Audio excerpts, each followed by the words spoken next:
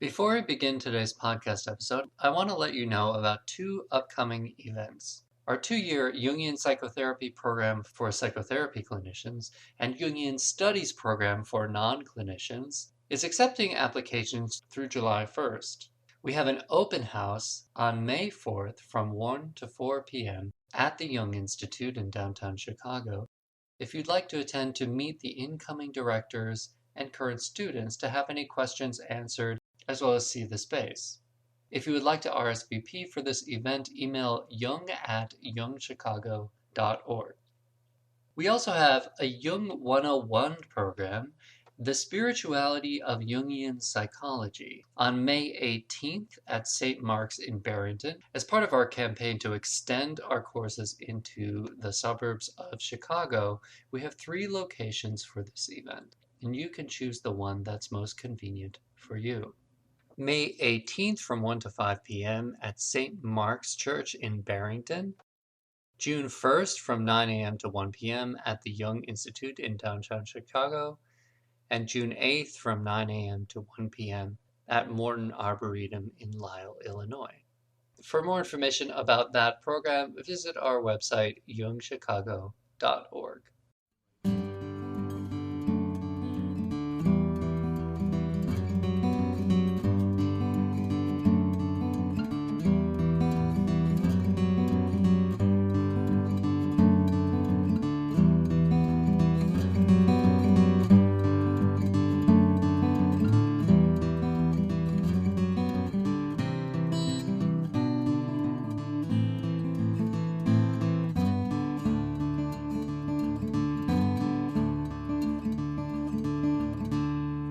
Welcome to the Jung Anthology Podcast, analytical psychology seminars from the C.G. Jung Institute of Chicago. Understanding and Healing Addictions, a Jungian Contribution, with John Giannini, MDiv, LCPC, and NC-Sci-A. This episode is part 1 of the series Understanding and Healing Addictions. It was recorded in 1990. This course offers a Jungian understanding and healing of addictions by considering correspondence between Bill Wilson, co-founder of Alcoholics Anonymous, and Jung, whom Wilson praises for being one of the key influences leading to the formation of AA and its 12 steps. The meaning of addiction within our culture is also examined by utilizing the psychology of narcissism as a key to understanding. Diagrams used in this talk are not available, but in-depth descriptions of John Giannini's work can be found in his book, Compass of the Soul, and a link to purchase that on Amazon is in our show notes if you are interested. John Giannini, MDiv, LCPC, and NC-Sci-A, was a Jungian analyst in private practice in Chicago and Evanston. He holds an MDiv in religion and psychology from St. Albert's College, a master's from the University of Chicago Divinity School, an MBA from Stanford University, and LCPC certification with the state of Illinois. John published articles and lectured widely throughout the US and Canada on the wounded child within and narcissistic addictive behavior. He is the author of Compass of the Soul, an updated understanding of typology. And we will have links to the complete series, as well as other lectures by John Giannini.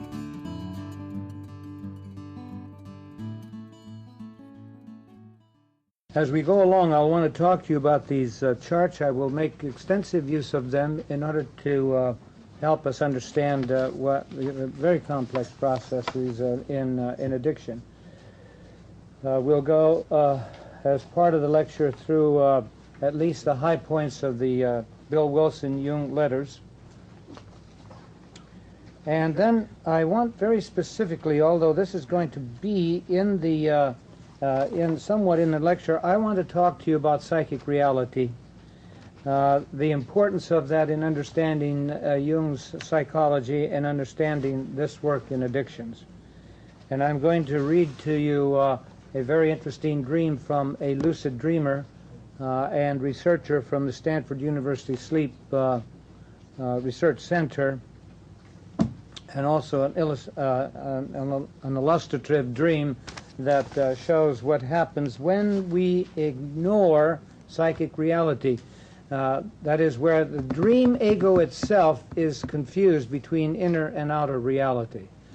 And that is absolutely central to our work. If that idea can be put over by the end of our workshop, then something worthwhile will have come of this workshop.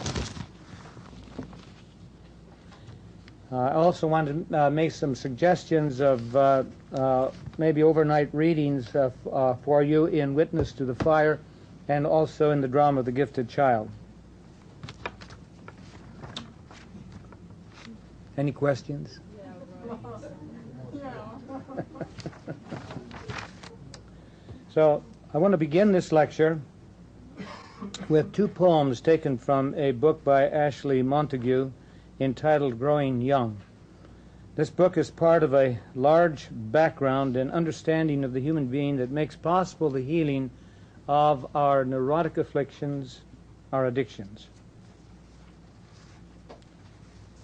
This is from Lewis McNeice, Prayer Before Birth. I am not yet born. Oh, fill me with strength against those who would freeze my humanity, would dragoon me into a lethal automaton, would make me a cog in a machine, a thing with one face, a thing, and against all those who would dissipate my entirety, would blow me like thistledown hither and thither, or hither and thither like water held in the hand would spill me. Let them not make me a stone, and let them not spill me, otherwise kill me. And the other is from T.S. Eliot's Burnt Norton. Go, said the bird, for the leaves were full of children, hidden excitedly, containing laughter. Go, go, go, said the bird. Humankind cannot bear very much reality. Now the question we ask in this workshop is, can we bear enough reality so as to overcome significantly our addictions or help others, guide others in overcoming theirs, both and, of course. Now my reasons for giving this workshop are as follows. For one thing, I want to read at least portions of the correspondence that occurred between Bill Wilson, one of the co-founders of AA, and Carl Jung in January of 1961. This was a short time, well, 6 months roughly, before Jung died on June the 6th. I want to share with you, secondly, also something of my own addiction. Three, a Jungian contribution to the understanding and the healing of addictions, I think, is long overdue, and thank God for a book such as Witness to the Fire. And I think the reason for that is because so many of the books, while very, very good in giving us pictures of addiction and also giving us some structures for healing, do not emphasize enough, in my view, the dynamic of the process, and particularly through the use of dreams. For specifically, I find that most of the literature before this reason does not go deep enough and does not connect various addictive factors in healing process into an integral dynamic whole. And five, I want to put even the Jungian literature into a larger context, coming from principles found in every evolutionary process and repeated according to Jung in human development. And these are principles that I will discuss and show you in context. They are the principles under work. If you'll look at this first figure, under work you'll find differentiation, under love, communion, under play, interiority. Now these are principles that cultural evolutionists find in every evolutionary process. And it's very interesting that Jung, in his article on the development of personality, discusses three principles of human development, and they are called definiteness, wholeness, and ripeness. And I suggest to you that that they are similar, absolutely similar to these three: differentiation, communion, and interiority. And then there's a fourth principle, the principle of integration, which for me becomes synchronicity. Finally, I want to name with you what I think most of us already know, and yet the naming is important, that there is an original addiction that underlies all addictions. The response of the child to the narcissistic parent's original sin. And I'd like to test out with you whether this naming is correct, and particularly if it adds to the healing of addictions, which I truly believe it does. All right, now let's get to the letters between Wilson and C.G. Jung. Did you get it? So this is Bill Wilson writing to Jung on January the 23rd, 1961. He introduces himself as one of the co-founders of AA, and he says, through Roland H., I want to share with you the connection that exists between you as a psychoanalyst and the development of our program. And he goes into his understanding of the relationship between Roland H. that developed in the 30s, okay, when this young man came to Jung and with this drinking affliction. In the process of analysis, he stopped drinking, finished his work with Jung, and then a few months later lapsed back into drinking, returned to Jung, and Jung, in effect, said to him that he could not help him unless he went through a spiritual conversion. Provided, Jung apparently said, he could become the subject of a spiritual or religious experience. In short, a genuine conversion.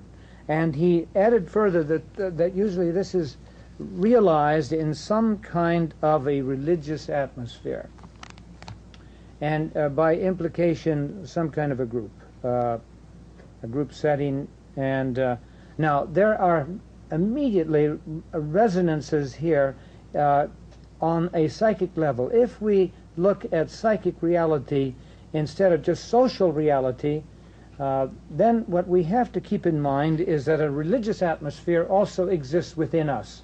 And one of our greatest challenges, you see, is to find that religious atmosphere within ourselves. And that's one of the great tasks of any one of the AA-like programs with the 12 steps. But it needs to be emphasized so that the 12 steps, you see, is not just a linear process, but a process of going down, down, into a very deep place.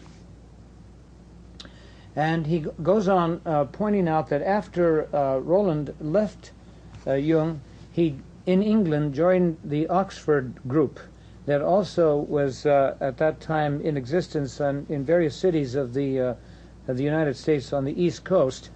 And he joined one on the East Coast also. And at this point, Mr. Wilson says to Jung, "You will remember their large emphasis upon the principles of self-survey, confession, restitution, and the giving of oneself in service to others." Now, you can sense the elements of the AA and the 12-step movement right there. In these surroundings, Roland H. indeed did stop drinking, again, along with several others. In turn, he interested a man named Edwin, who was a friend of Bill W., and who was very, very depressed. And Edwin came to him, and he was deeply impressed with the significant change that he had gone through. This obvious state of release, he says, as distinguished from the usual depression, was tremendously convincing. Because he was a kindred sufferer, other intimations there of AA, but not just AA, any kind of a therapeutic process in which their wounded healers are present to one another. Because he was a kindred sufferer, he could unquestionably communicate with me at great depth. I knew at once I must find an experience like his or die. And meanwhile, he had been working with Dr. Silkworth, who maintained that the alcoholic problem was not just one of a psychological problem, but also, as he saw it, something of a physical allergic problem. So you see, there you have that physical component that this doctor was perceiving already in the 30s. Bill Wilson continues, clear once more of alcohol, I found myself terribly depressed. And we're going to have to understand the connection between any addiction and this phenomenon of depression, because it is enormously important, not only because it's a very, very painful aspect of any addictive process, but because particularly there is a healing potential in that depression. And until we understand that, and understand it in the context of what Leonard in Witness to the Fire calls the fall, okay, into the darkness, then we're not going to understand what the therapeutic process is in healing addictions. And I suggest to you that just straight 12-step stuff where you just talking to one another and confessing your damage to other persons is not enough. This seemed to be caused by my inability to gain the slightest faith. Edwin, my friend, again visited me and repeated the simple Oxford group formulas. Soon after he left me, I became even more depressed. In utter despair, I cried out, "If there be a God, will he show himself?" There immediately came to me an illumination of enormous impact and dimension, something which I have since tried to describe in the book Alcoholics Anonymous. That's the big book. And I've read that carefully, and he doesn't make as impactful a statement there as he does here. Okay? He also discusses it in 8A Comes of Age. My release from the alcoholic obsession was immediate. At once I knew I was a free man, and that's quite extraordinary. Now, I'd like to suggest to you, though, that what happens afterwards probably maintained him in health. It's like those occurrences in the gospel where people are instantly healed, and Jesus says, "Go and sin no more." Okay, that there is a big if there. Sin no more, understood in the largest sense of going through a consistent transformation of life. Shortly following my experience, my friend Edwin came to the hospital bringing me a copy of William James's Varieties of Religious Experience. This book gave me the realization that most conversion experiences, listen to this now, whatever their variety, do have a common denominator of ego collapse at depth. Now, that's very crucial. Again, in terms of understanding the positive meaning of the depressed position. The individual faces an impossible dilemma. In my case, the dilemma had been created by my compulsive drinking, and the deep feelings of hopelessness had been vastly deepened by my doctor. It was deepened still more by my alcoholic friend when he acquainted me with your verdict of hopelessness respecting Roland H. In the wake of my spiritual experience, there came a vision of a society of alcoholics, each identifying with and transmitting his experience to the next, chain style. If each sufferer were to carry the news of the scientific hopelessness of alcoholism to each new prospect, he might be able to lay every newcomer wide open to a transforming spiritual experience. Now, for me, that's the real basis for his maintaining his health, as it were, his sobriety. Then he discusses the numbers people who in the 60s were involved in AA. We don't need to review that. And he thanks him along with Dr. Silkwood and the Oxford groups and William James for all contributing significantly to the beginning of AA. And he finishes with these words.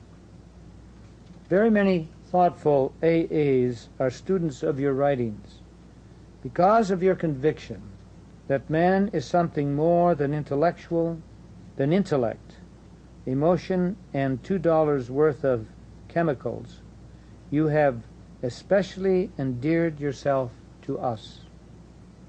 Please be certain that your place in the affection and in the history of our fellowship is like no other.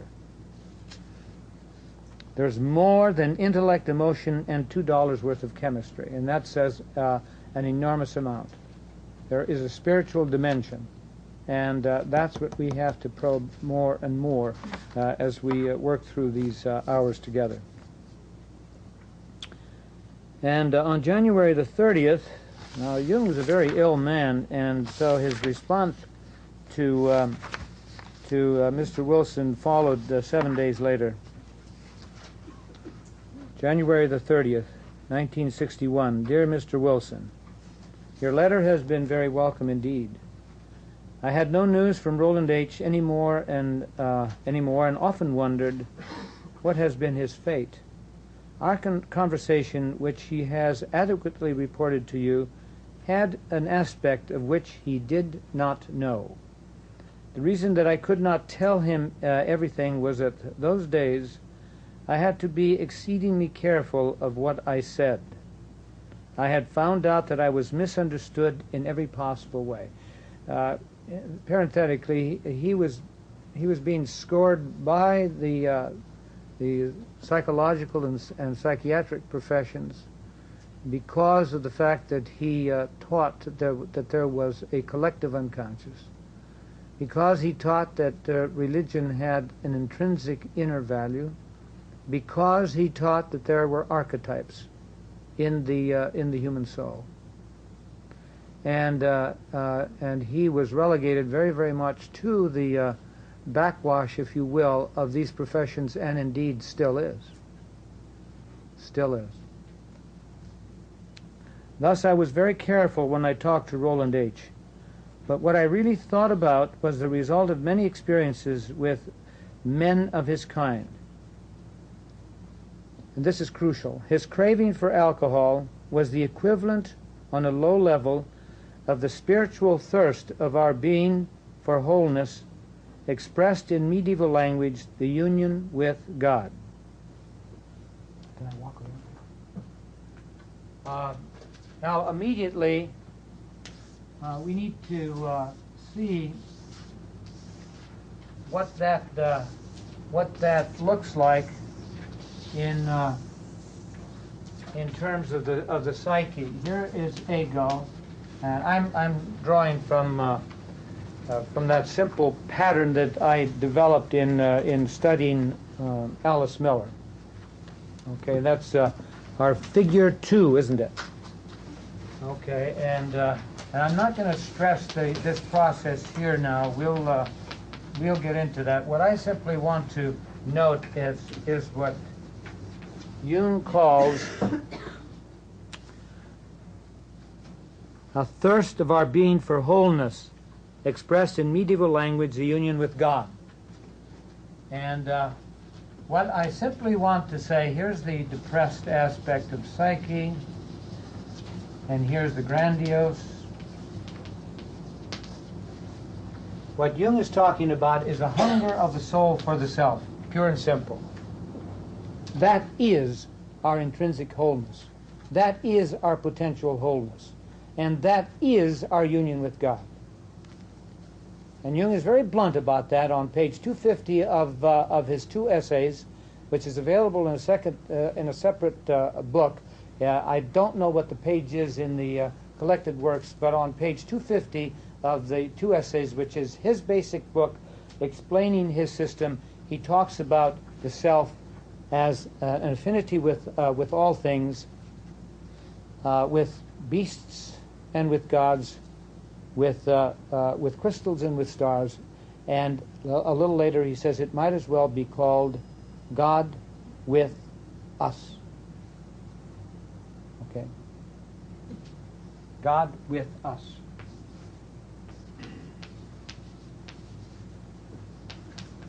No, it's God within us. And even indicates the plural reality there, that this is the goal, you see, of individuation. And the goal of individuation is never a solipsistic one, never a private one. As you pursue your true self, understood in Jungian terminology, you are deepening your capacity for relating to people and all things. Okay? And the idea of wholeness is one of the realities of the self. The self is a source, but it's also the container, you see, of the entire psyche.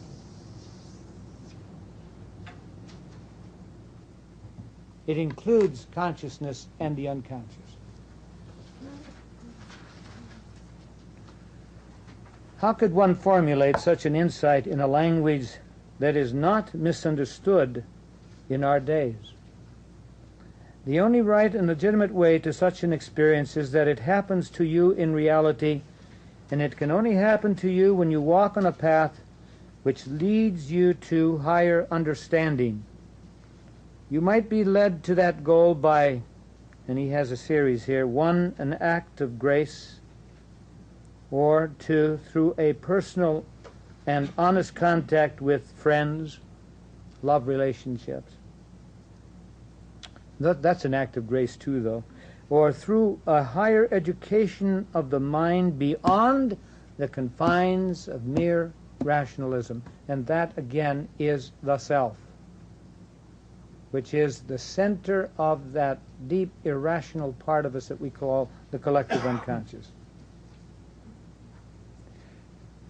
I am strongly convinced that the evil principle prevailing in this world leads the unrecognized spiritual need into perdition if it is not counteracted either by real religious insight or by the protective wall of human community. Real religious insight is achieved in our inward process in contact with the self, with God within. And of course, or by the protective wall of human community, and I would say in most instances both and. An ordinary man not protected by an action from above and isolated in society cannot resist the power of evil, which is called very aptly the devil. But the use of such words arouses so many mistakes that one can only keep aloof from them as much as possible. Now, maybe as we go along, you'll want to know what Jung's idea of the devil is all about.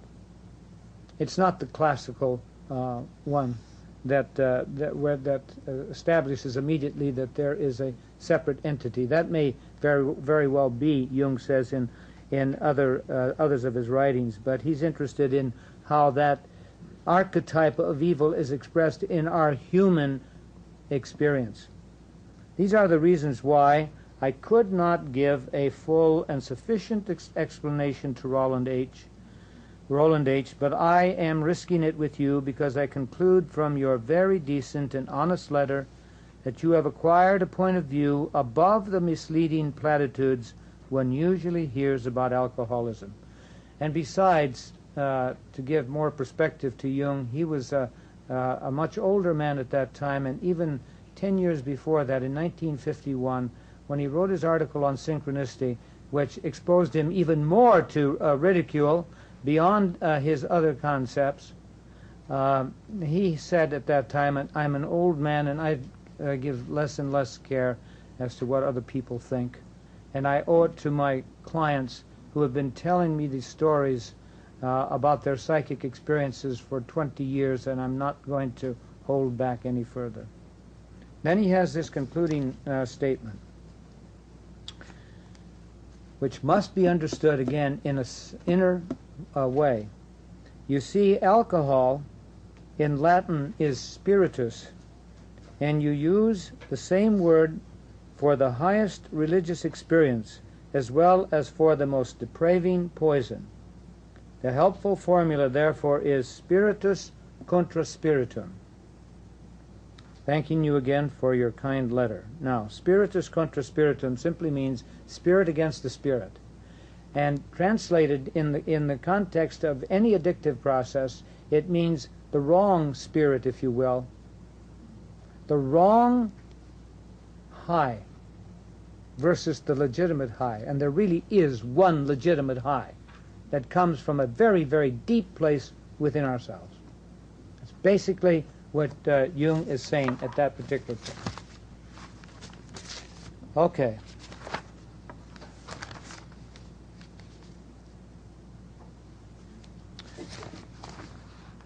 Now, I have not, fortunately, been afflicted with substance abuse. However, I have had academic afflictions. And before any of you discount this, remember that every addiction involves two aspects. One, a giving of oneself to another authority, whether it is a substance or a relationship. And two, the fear of discovering and being oneself. And because of the circumstances in my life, because when I was a little child I could not speak English at all, and when I went to school it was a very fearful experience for me. My reaction was to really take on the academic community. And even though I was a feeling type, I thought and gave enormous power to the thinking function, to logic, to intellectual argumentation, and to the academic authorities who foster this kind of intelligence. Okay? To make a long story short, what happened was that I simply, at crucial periods in my life, twice into my middle 30s, I had two serious nervous breakdowns. I developed a persona that was so English that people wanted to know whether I'd come from England or Canada. You know, as a reaction to that early fear of the intellectual community. I also became a sports addict in the sense that I used sports also as a way of connecting with the WASP community. Now, one of the healing factors that I entered into was to free myself when I did intensive work in my first analysis was spontaneous writing. Unfortunately, I didn't carry that on after I got over my particular pains, and only recently have I been introduced to the work of Julia Cameron. How many of you are aware of her work, Healing the Artist Within?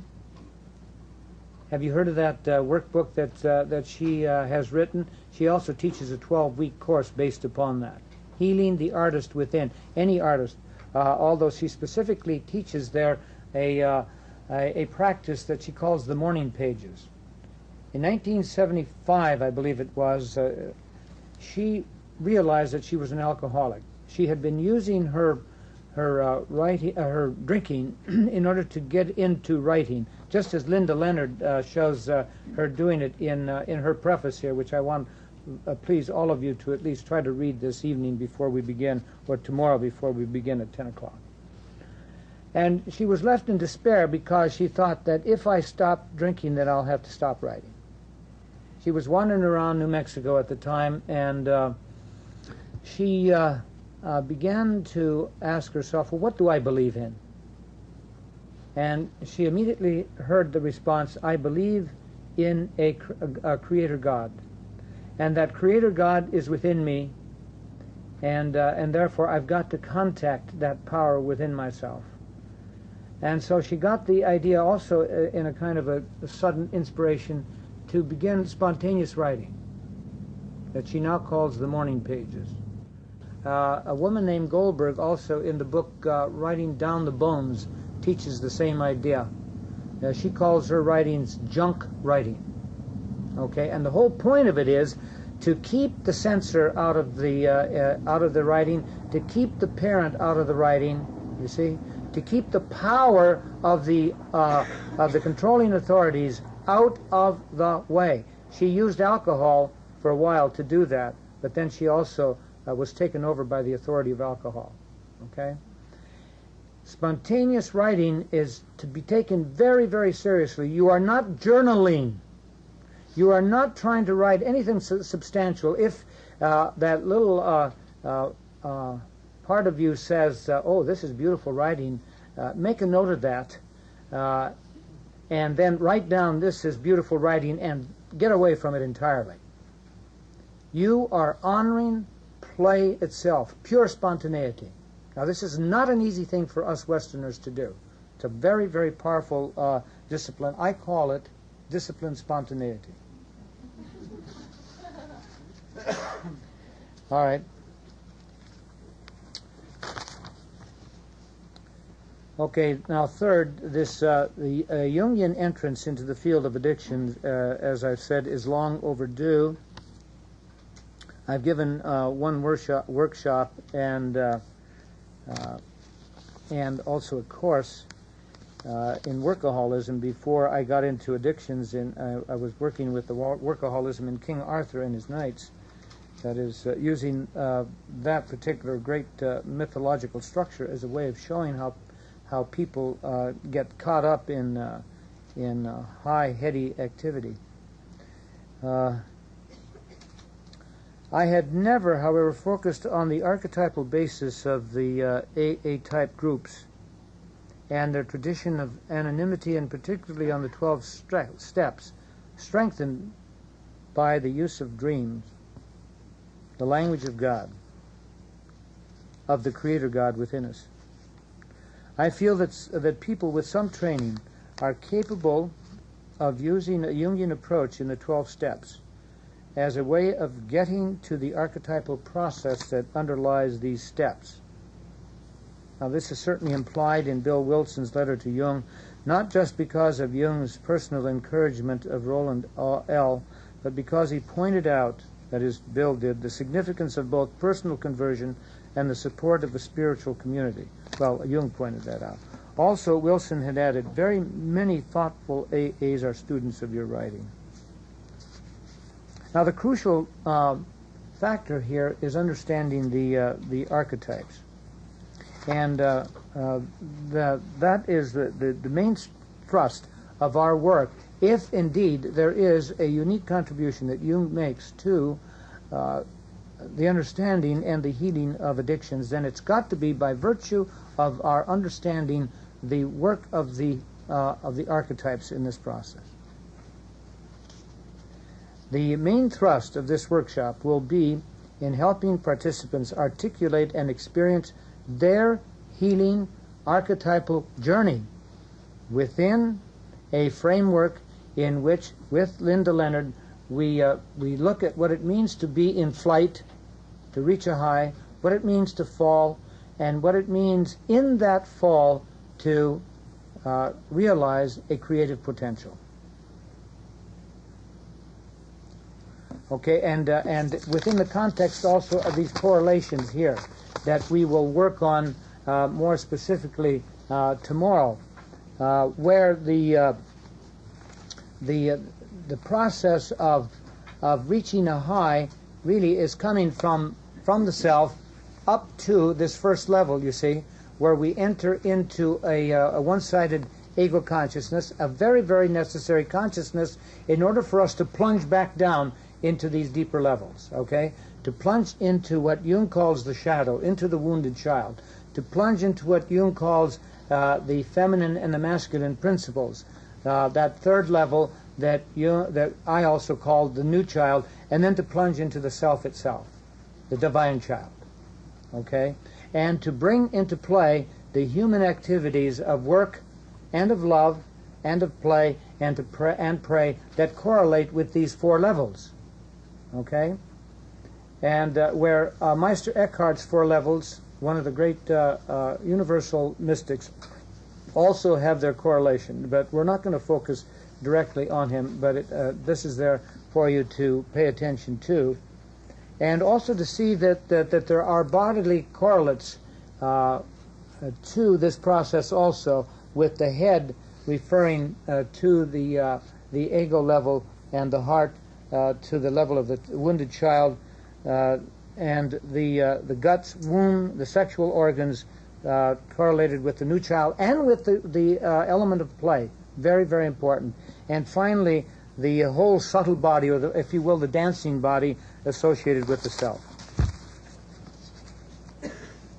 All these provide the framework for the archetypal journey in which the healing of addictions occur.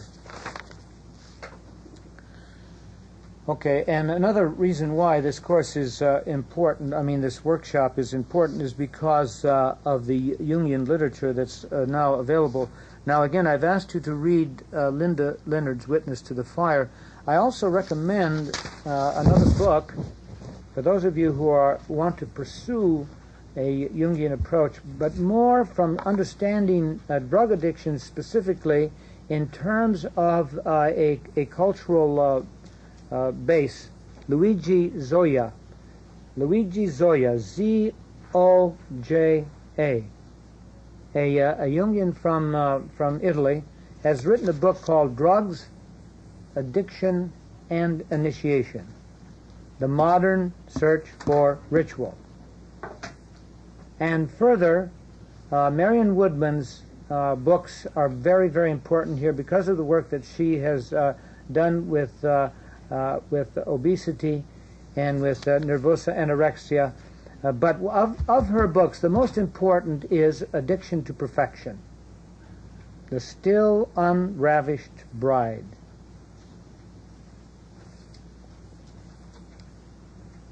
Now again, the term archetype, for those who do not understand this term, refers to innate, inborn, natural, or if you will, God-given patterns in the psyche. These patterns are first potencies of psyche, okay? Only potencies, but always there and available to be actualized. And appear, you see, in literature, appear in ritual, in fairy tales and myth, in scriptures and in poetry, appear in dreams as powerful images, usually of a spiritual nature. That is, they appear like, as it were, gods and goddesses, or have a godlike, larger-than-life quality, always with specific attributes. For example, the masculine warrior is aggressive, is a metaphor of war, and disciplined work. It's the assertive part of us. And a softer archetype is the lover. Some people are authentically identified with this archetype, just as much with this archetype as others are with the warrior. Each such universal pattern is constituted in such a way that there are both positive and negative aspects. Now that is very, very crucial, because the process of healing any kind of emotional affliction involves a transformation. And the symbols, you see, the universal symbols are vehicles of transformation. And we'll get into examples of that.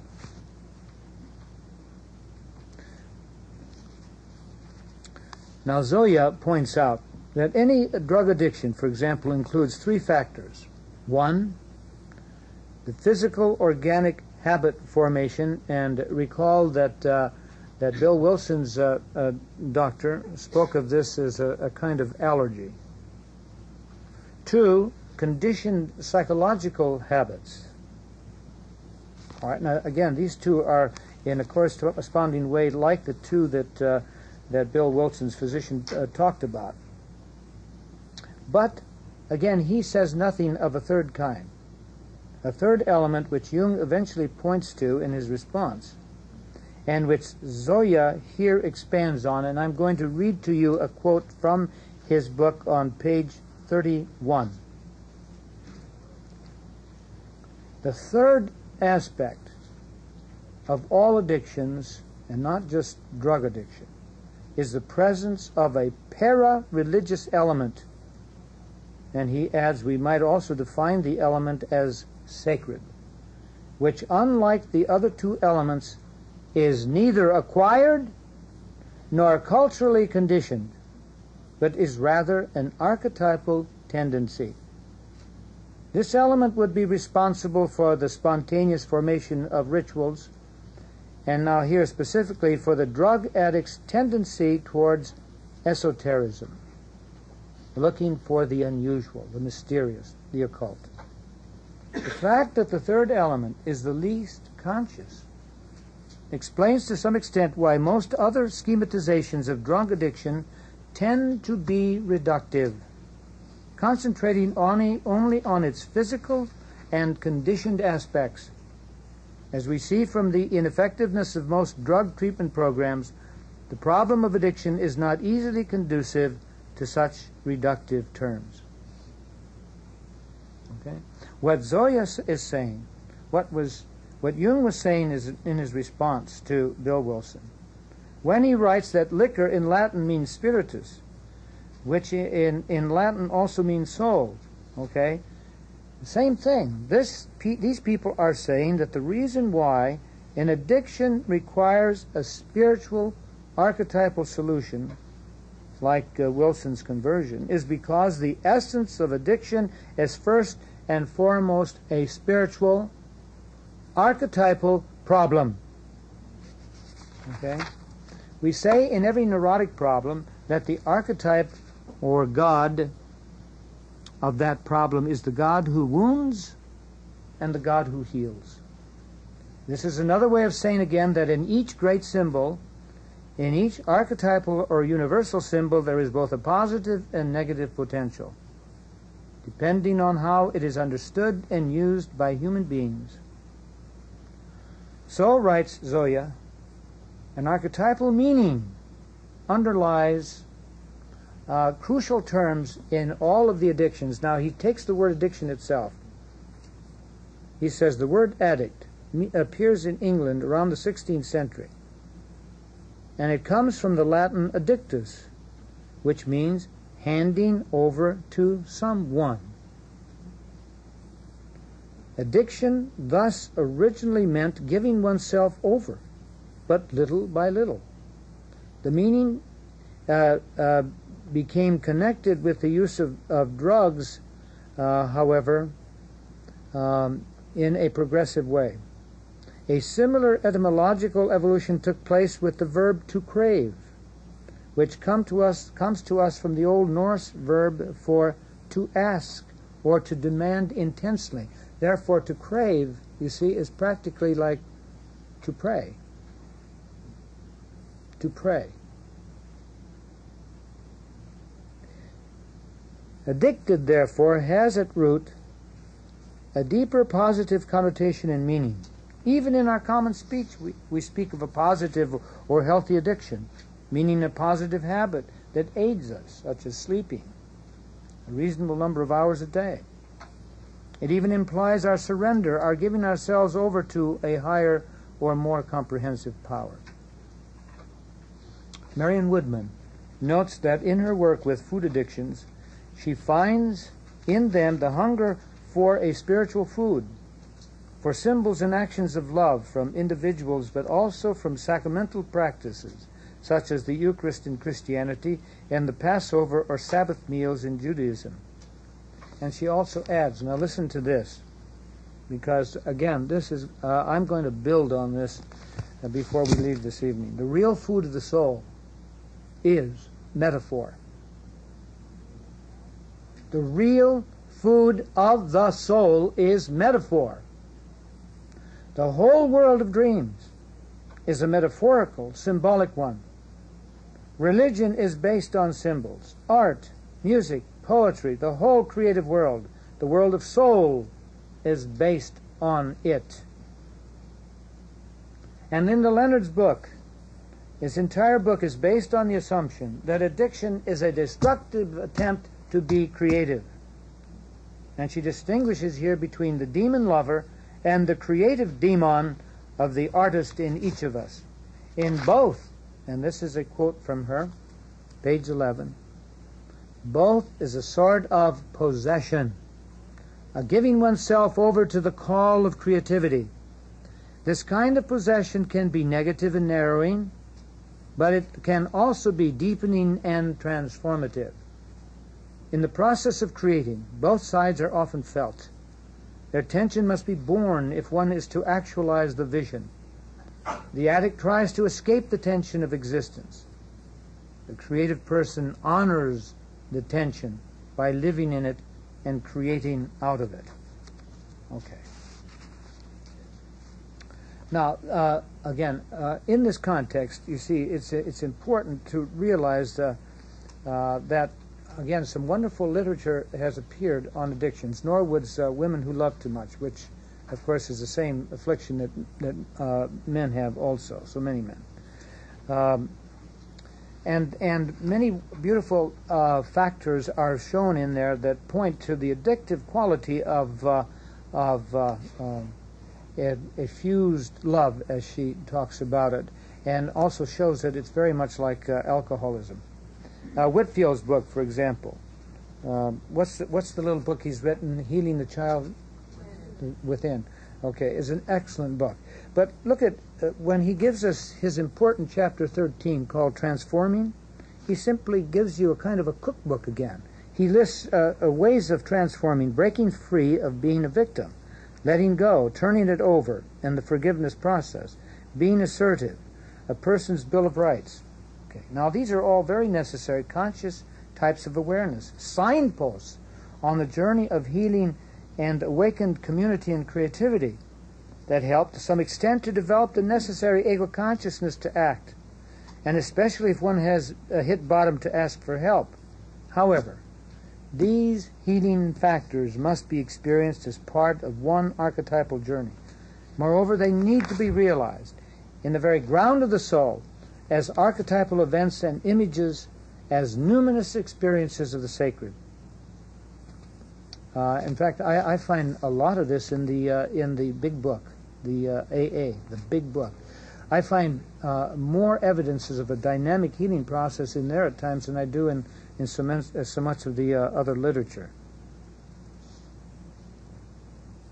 Okay, and again, Zoya points out that if we don't get to the spiritual dimension, something happens. He says, we begin to see the former addict falling into another dependence, either on a new substance or on another pathological behavior, a fanatic adherence to a religious sect, compulsive eating, and so on. Or for a lot of people who leave alcohol, sugar. Even membership in Alcoholics Anonymous, certainly one of the most effective programs against alcoholism, influences the individual by promoting the acritical, unconditional participation characteristic of sacred rites. Now, I'm not sure whether that's right or not, but certainly people who have been in AA, and I've worked with them for years, do point out that for some, AA becomes a form of addiction. However that is expressed and realized. Okay. Now, let me give you an example of what I mean by a transforming process. Here's a woman who came to me quite a number of years ago, complaining that she was absolutely full of explosions. She was so angry. Her father, when she was 7, walked into the kitchen where she and her mother were, walked in with another woman and said, "Goodbye, I'm leaving." And that was it. Took off. Okay, the mother immediately had a terrible breakdown, and the little girl had to go live with the parents. She had dream after dream in which there were explosions. An airplane fell in the back of her house in a dream, and blew up a portion of the bedroom she was in, and her bedroom flew up in the air, and she awoke in terror. And we work constantly on the idea of holding that anger in order to transform it, until finally she had a dream which is as follows. I receive a bomb in my hand, and it's alive. It is alive. This time, however, I do not drop it. I do not run. I hold it, and suddenly it changes into a beautiful piggy bank with money in it. Okay? And we spent weeks talking about the significance of this transformation. And it was a very, very important turning point in her life. Not just because of the dream, but because it symbolized, on one hand, what she was already beginning to do. She was already beginning to contain her anger, holding it, and we'll talk further about that tomorrow. But also because she used the dream as a way of experiencing over and over again the potential that she had for transforming anger as resentment into anger as assertiveness. In the context of that third figure that I have, but locating it right up here, you'll notice that I have anger right here at this very crucial place, where it participates in the high of any addictive process. There's an enormous anger in every addiction. Okay? And the anger as resentment comes from the wounded child. And therefore, you'll notice there that I show this anger as resentment, right? But when that same anger comes from the self, then it becomes assertiveness.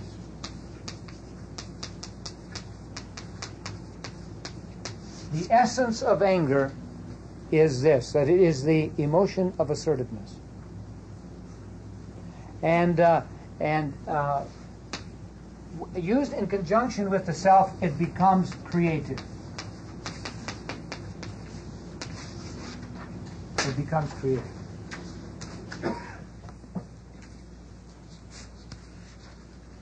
Similar transformations, for examples of killer children into playful or crying ones, rapists into lovers, negative parents into supportive parents, occur in dreams and dream work.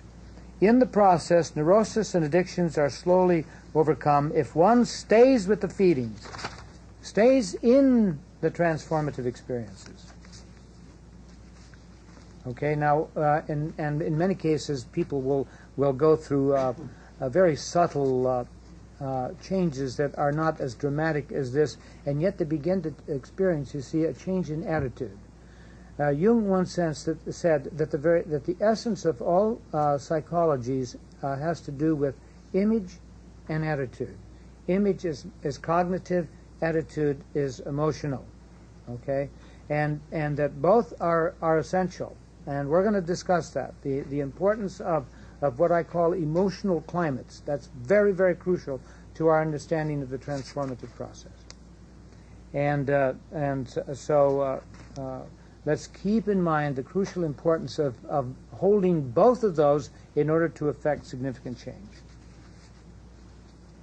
All right, now just very quickly, I want to suggest further, and I've already indicated to you that this whole process of transformation must be seen in the context of these larger pictures of what in evolutionary or cultural evolution is called the principles of differentiation, communion, and interiority. And let me just quickly show you what that means. And that is that the process of differentiation is a first stage of life process. Okay? The big thing that we do in the first stage of life is differentiate. Realize ourselves as different from others. Okay? And we develop by virtue of that a strong enough consciousness so that we can be effective in the world, and also so that we can also penetrate deeply into the unconscious. Now, I think many of you probably have heard this. Psychological insight isn't worth a darn. Have you heard that? Insight isn't worth anything in psychology? A lot of people say that. Well, I totally disagree with that, because you have to have insight in order to specify the work that you're going to do with the unconscious. And let's keep that in mind, that differentiation is also development of a very specific insight. And then the second leg of the journey is the fall into what I call communion and interiority. And then out of that comes a new high, if you will, an integral high. All living things go through these processes.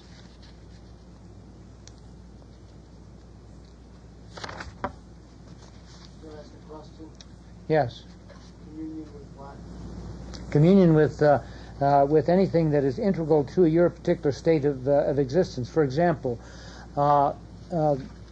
Thomas Berry, who writes this wonderful book, The Dream of the Earth, discusses the sun, for example, as differentiated. It's a very unique star. It's a very unique star. But it's also part of a larger communion, and that is the Milky Way galaxy. All right? And it also has a very unique interiority, that is creativity, and that it is the source of the 100-plus elements that compose all of matter, including your body and mind. Another question. Yes. You've used the term high almost interchangeably, not quite, a couple times. And With a lot of other highs. with ecstasy or something. Oh, yes. Is Yes. And we're going to be dealing with that. A first stage of life development is achieving something of a high. We move, you see, out of a very, very primitive makeup as children and state of consciousness into what we call a head consciousness. That's high. That's high metaphorically in the body. We need a strong head consciousness. I have a question. Yes. How do you integrate that body? Because I see that if we stay with that high, no integration of the body, it forms itself into another addiction. It becomes a monstrosity in itself. Yeah. Head consciousness by itself is an addiction, and it becomes the addiction to perfection, and it becomes workaholism. Okay, work becomes workaholic. Okay, and there are dramatic examples of dreams that illustrate that process, and maybe you have some, and we want to bring them in tomorrow. Okay. All right. Now, I suggest to you now, in the context of the above, that there is a large underlying reason why so many people in our culture are presently addicted. Why our entire culture, in its stifling, controlling behaviors, especially in its larger organizations, is an addicted culture. The reason is found in our overly developed mode of differentiation that characterizes a patriarchal culture in which polar differences are stressed, in which anyone who is too different than the norm is looked on with suspicion. For 5,000 years now, in the West particularly, we have been undergoing a first stage of life development, an outer, heady, information-laden, highly systematized existence, living mainly from the neck up and from the skin out, cut off from the body and its emotions and instincts, cut off from a deeper body politics, cut off from a deep ecology that looks underneath mere our environmentalist strategies, to our human affinities with all of nature, cut off, therefore, from our total earth community, cut off further from the interiority of everything, from the creative potentials of the earth and of all of its living things. To put it in more human terms, our patriarchal masculine mentality has cut off from the deeper meaning of both feminine and childlike. Yet, as Ashley Montagu has pointed out in his Growing Young, the one great purpose of the 20 billion year evolutionary story is to produce a higher creature, the human being, who is imminently the childlike adult. Okay? The childlike adult. When I think of AA and all of its offspring, I think immediately of the importance of the group as a recouping of an elemental, even primitive-like community of anonymous believers in the importance of confessing our shortcomings and of being vulnerable, of acknowledging our need for a healing spiritual power in the face of our personal helplessness, and our need to help others find this healing spiritual power. Further, the 12 steps that further and give structure to this process is at its core a creative process in which through our interiority, our looking inward, we ripen into mature, innovative human beings based on a co-creative living with God within and amongst us. Okay, and it occurred to me too when I started to work with Zoya's book and Leonard's book that Zoya actually focuses more on community. He looks at the addictive process as an attempt on the part of young people to enter into what he calls the community of consumerism. It's a very interesting thesis. And when you look at Leonard, what she's looking at is interiority, that is creativity, the creative potential in our addictive processes. Now, I don't think this is accidental, that these two books have been written. And when I say that, then I'm immediately asserting the synchronistic aspect of this process that's occurring in this latter part of the 20th century.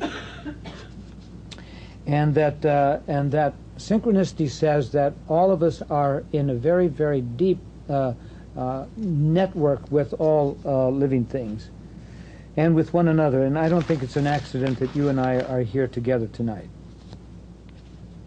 All right, now finally I want to come down to my last point. And that is that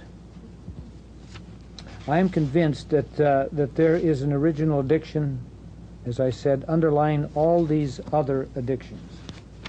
And this came to me, this term original addiction, when I went to Minnesota last December to work with a group of 42 people, most of whom had alcoholic problems in their personal lives or in some member of their family. And the rest had codependent and workaholic problems. And practically all of them had codependency problems. Now, before that workshop, I received a dream from a woman who has had serious difficulties in her family, not just with mother and father, but also with her sibs. She's a very sensitive, introverted feeling person, and most of her sibs are extroverted, sensate, extroverted thinking. She was really a lost sheep among 5 children and a mother and a father.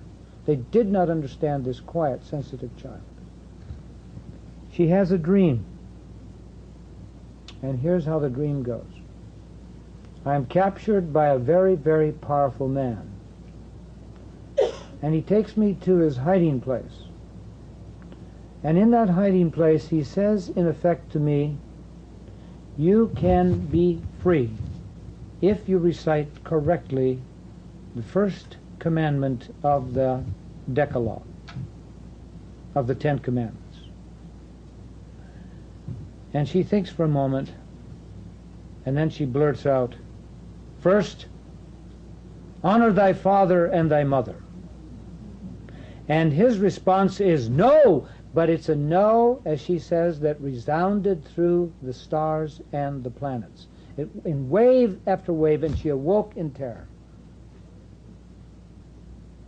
Now, I consider that an extraordinary thing. Okay. First, I am the Lord thy God. Thou shalt not have strange gods before me. What are the strange gods? Who are the strange gods? Mama and Papa. Not, in this case, as representatives of God. There are positive addictions you see here also. There are very real codependencies in an infant. And always pointing to the essential codependency with God within. Okay. But here we're talking about a wounding, and therefore what I call a primary idolatry. And a primary idolatry is the original addiction. the subservience of the child to the parents. This young woman, when she was about 12, decided that she was absolutely and totally evil, and that the only way she was going to save herself is by being the servant, the absolute servant of mother and father, and of her brothers and sisters. And it's taken her a long time to drop that, and to begin to realize, you see, the other more essential, more fundamental aspect of healing addiction, and that is claiming her own power. Okay, claiming her own power. Now, very quickly, look and see what this looks like in this picture here. The fourth commandment is right up here. This is where the parent is internalized. This area here that we call the grandiose area is the place from which we receive our societal norms. This is the place of what Freud calls the superego. The superego. This is the place of power. Okay, but secondary power, and we'll get further into that. The first three commandments are right down here. The first commandment: I am the Lord thy God, thou shalt not have strange gods before me. Second, do not take the name of the Lord thy God in vain. Third, what is it? Remember the Sabbath day. Okay, now, again, translating these into psychic reality, what have you got? First, the self is speaking, as if the self were God, which indeed it is. It's a realization of the intimate connection that we have with God. First, I am the primary referent and source of your power. No one else is. No one else is. Indeed, I can give the highest respect to mother and father because I am giving the highest respect first and foremost to myself. And I am not going to dishonor this that I am at the core of my being, my uniqueness, and my connection with all living things. Okay? Second commandment. The third commandment, I am going to give time to be present to my inner mysterious ground. And then by virtue of that, then I can deal with any authority. You see, the fourth commandment, when it's expanded, is always, and in the classical catechisms, you have a discussion here of one's loyalty to not just mother and father, but also to the state, also to any institution in which one belongs, and that's real. That's real. But if you see this hierarchy, if you will, is not honored, then you're going to have all kinds of addictive relationships with your spouse, with ideals, with institutions, you name it. You name it. With substances, with specific behaviors within yourself, such as resentment that can just eat us up. The addiction to perfection is, I call all of this holy exaggerations. Holy exaggerations. All right. I want to conclude by sharing with you a poem I consider one of the greatest ever written. It's Shakespeare's 29th Sonnet. And I think it fits beautifully into this concern that we have.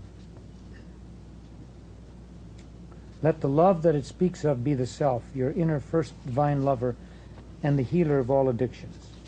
And this is how it goes.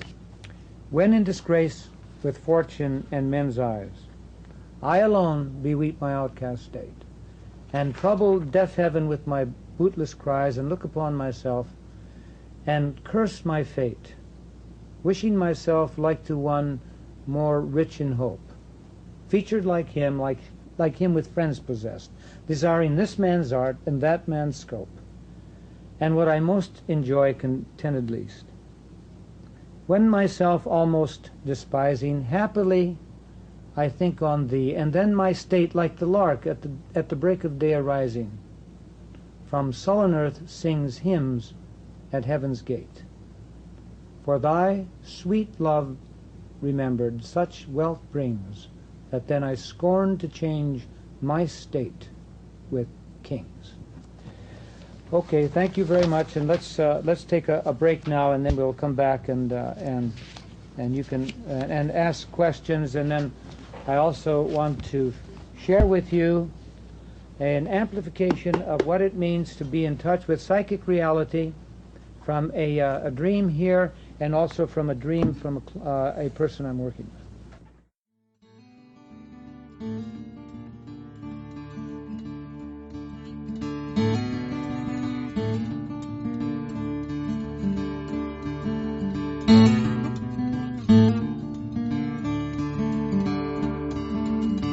This podcast is distributed under a Creative Commons Attribution, Non-Commercial, No Derivatives license.